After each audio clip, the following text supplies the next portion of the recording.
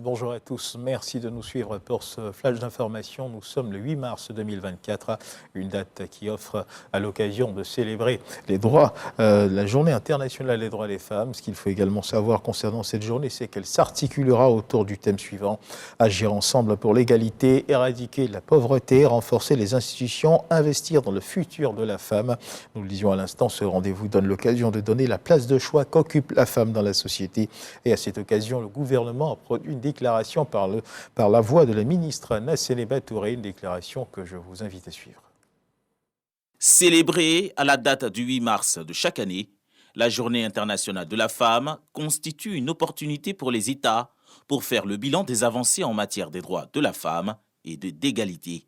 Le ministère de la Femme, de la Famille et de l'Enfant met l'accent sur l'éradication de la pauvreté et l'investissement dans le futur de la femme. Notre action porte également sur la réalisation de projets structurants pour les femmes à travers le projet Usine des femmes de Côte d'Ivoire pour soutenir les chaînes de valeur.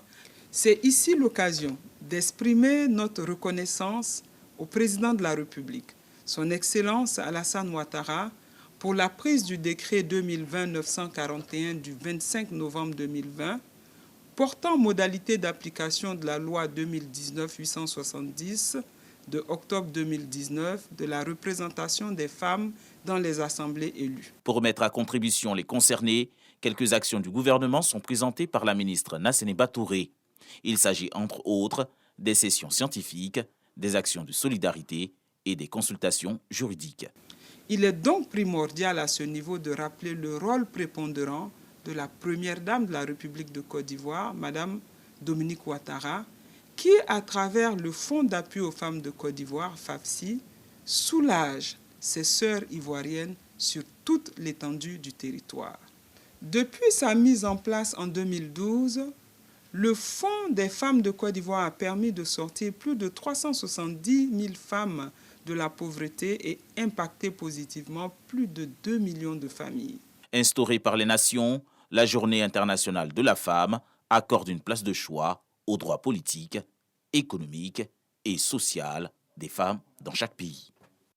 Et notons également que le 8 mars est bien l'opportunité, l'occasion de sensibiliser, de promouvoir les droits des femmes et de rappeler que l'égalité des genres est essentielle pour un monde meilleur et plus juste. Nous y reviendrons assurément à l'édition de 13h sur ces précisions.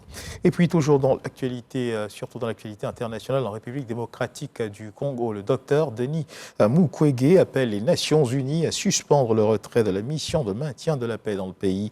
Dans une lettre envoyée au Conseil de sécurité le 5 mars dernier, il se dit préoccupé par la situation sécuritaire. Notons qu'après 25 ans de présence, la MONUSCO a entamé son retrait en janvier. Et notons également que sur le terrain, les combats se poursuivent à l'est de la République démocratique du Congo, dans la province du Nord Kivu, et que les rebelles du M23 progressent. Toujours dans l'actualité internationale du côté de la Belgique, cette fois 3 adolescents de 15 à 17 ans soupçonnés d'avoir été en contact avec les 4 hommes arrêtés le 3 mars dernier en Belgique pour un projet d'attentat ont été mis en examen à Paris pour association de malfaiteurs terroristes criminels. 2 d'entre eux, âgés de 15 ans et 17 ans, ont été placés en détention provisoire. Le 3e âgé de 15 ans a été placé sous contrôle judiciaire. Ils avaient donc été interpellés dans 3 villes de France par des enquêteurs de la Direction générale de la sécurité intérieure, la DGSI. Et puis, conflit israélo-palestinien, les bombardements israéliens sur la bande de Gaza s'intensifient.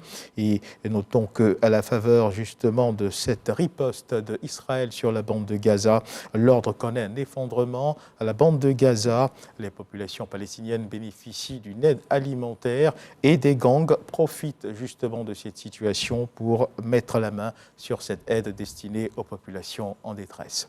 Voilà qui marque la fin de ce flash d'information. Merci de nous avoir suivis. Je vous retrouve à 13h pour le journal.